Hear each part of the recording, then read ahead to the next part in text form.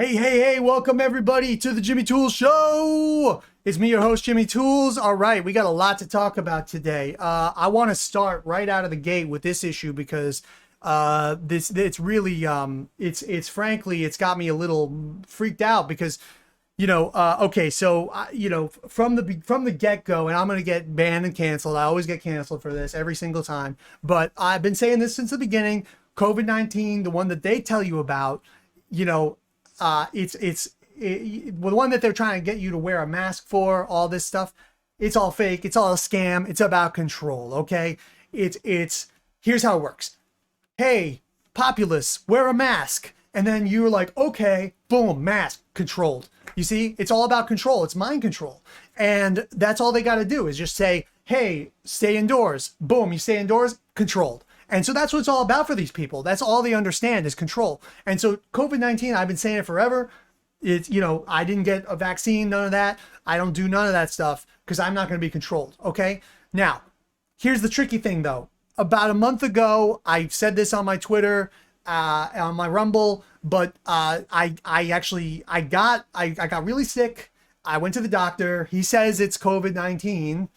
And it was a bad go of it. I mean, I have some pre-existing conditions and it was a little touch and go there for a while, to be honest with you. And so I was like, had to do some soul searching and figure out like, what the hell was this thing? Right. Cause obviously COVID's fake. And I realized, there's two COVIDs.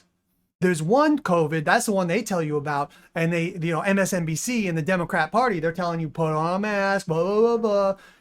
Okay, and then there's a second COVID that's actually real. And this one's like, it can be pretty scary, like if you're older and you have any pre-existing conditions, it's like, you don't want to get this thing. So, I don't know what the answer is here, but like maybe they can come up with some kind of, injection or something, some kind of thing. Like maybe there is like a kind of thing like a mask that I could wear, like not a mask, obviously, but like, I don't know, something like a piece of fabric or something that would block the real COVID. That's what we need is a real COVID blocker. And then, we got to figure that out because, but the problem is, all those in power, they're just concerned with their little fake lie COVID, their fake one. And so it's going to be a real problem. So I protect yourself out there, figure out what you can. Right here is the only place where you're going to get real information. Anywhere else you look on the whole internet is all lies. Basically, this is the only place where you can find real, true information. So obviously, I mean, I say that all the time, should go without saying, but definitely, stay tuned here. If I figure out any ways to solve this, fix this real COVID, the two COVIDs issue, I will post that here or on my Substack or my Rumble page, as soon, or Truth Social as soon as I can. So stay alert out there. All right, but the big topic for today is about comedy and how you can't say jokes anymore, the chilling effect of all this political correctness and wokeness too. So we have these great comedians, like brilliant famous comedians like such as Bill Maher. Today I want to talk a little bit about Bill Maher because this poor guy, I mean, he's had it so rough. He's a brilliant comedian, obviously like one of the best comedians of all time, and he's famous for it, and he's got all this stuff, all this show, and he's like very rich, and people, sometimes I see at his shows like people just don't laugh. Like, so he's got this one amazing joke. And it's like, I forget the details. He's in his Audi and he's driving around and he pulls over and he sees a homeless guy on the street and he just like kicks him. And, and it's just the way he says it, it's like so funny. But here's the thing is like, there's a lot of people out there. There's some people, I don't know how many it is, but they're like, no, you can't, you shouldn't laugh at that. That's not good. And my question is like, well, like, firstly, comedy is so important that I think you shouldn't be allowed to not laugh at Bill Maher. Like, I think you should, okay, if you can't like do a belly laugh, I understand, but like you could at least like produce like a, like a little chuckle or something like that, a smile, because I think it's important. And I think we got to figure out how to make people laugh at Bill Maher's jokes. You know, because like the problem has gotten so bad that even the people who pay money to come see him at his shows, like at his HBO show, they'll come there and they'll sometimes they'll like boo at his jokes. You know, they don't find his jokes funny, and he's got to stand up there and scold them and be like, "Hey, you don't, what's wrong with you? There's something wrong with you, because you need to respect that comedy. This is great material and you're not respecting it." And you know, I feel bad for the guy in those moments because he's right. And but at the same time, it's like, how do you make people laugh? And so that, you know, I think there was a time when we decided as a society we wanted to go to the moon, and we made it happen. You know, like this is like a civilizational level project, like figuring out a fusion reactor. You know, we got to figure out together as a society how to make people laugh at Bill Maher's jokes. We just do. There's, you know, there's no two ways about it, because if you don't, well, then suddenly you can't say anything anymore. You know, it's a, now we're in some kind of like dystopian Orwellian hellscape, and it's a chilling effect, you know? So, yeah. And so we got to do something about that. If I don't have the answers on this, if you have any answers on this one, please let me know. How do we get people to laugh at Bill Maher's jokes? It's obviously not the material. I mean, it's great stuff.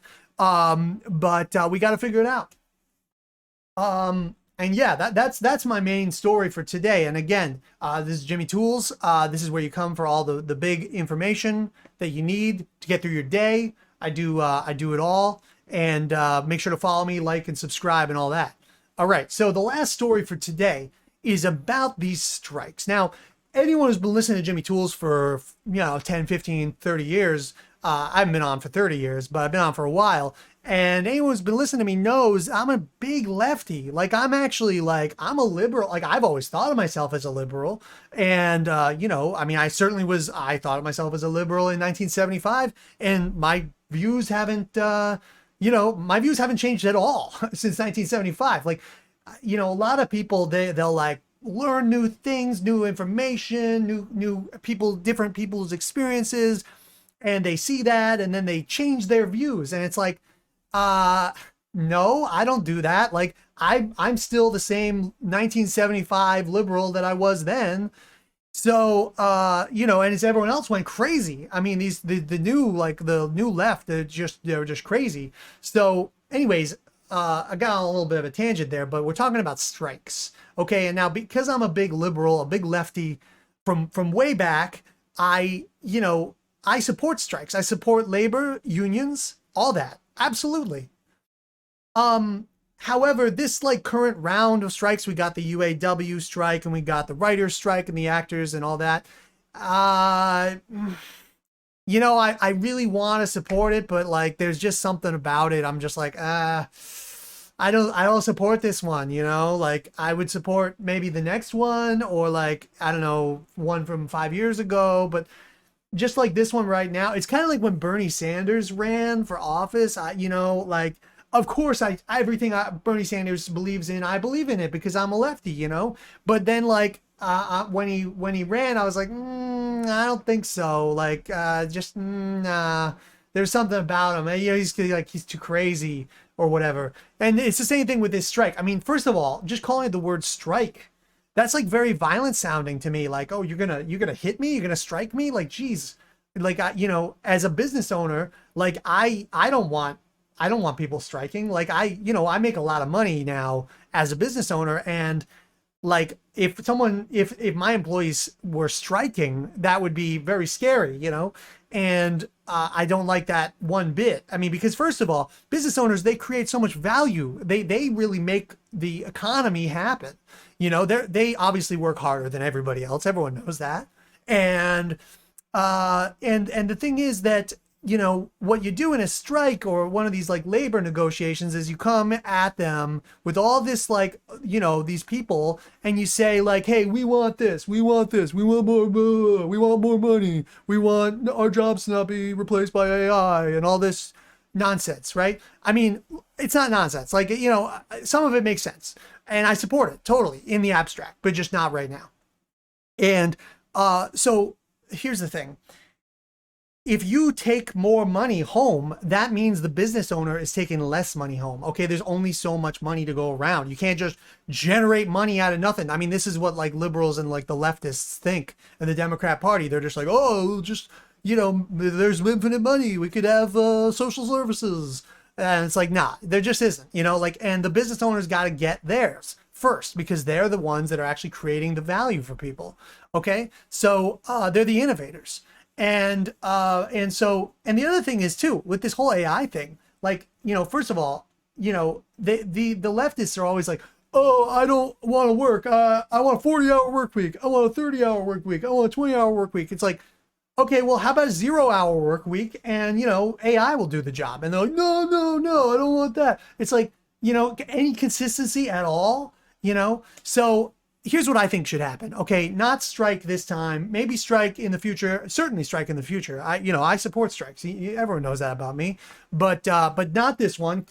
Cancel this one. And then what I think what should happen is like, just go in there one-on-one, you know, like if you're a worker and you're unhappy with your working conditions or whatever it is, you walk into the boss's office, you knock and you say, excuse me, boss, may I please come in? And if he says yes, then you go in and you just say like, hey, you know, like mano y mano, be like, listen, I would like some more money. I would like not to have my job replaced by AI, et cetera, et cetera. You just say what it is you want. And maybe he says yes, maybe he says no. But like you figure it out, you know, and that's a civilized way, not this like striking, like boom, striking each other's type of stuff.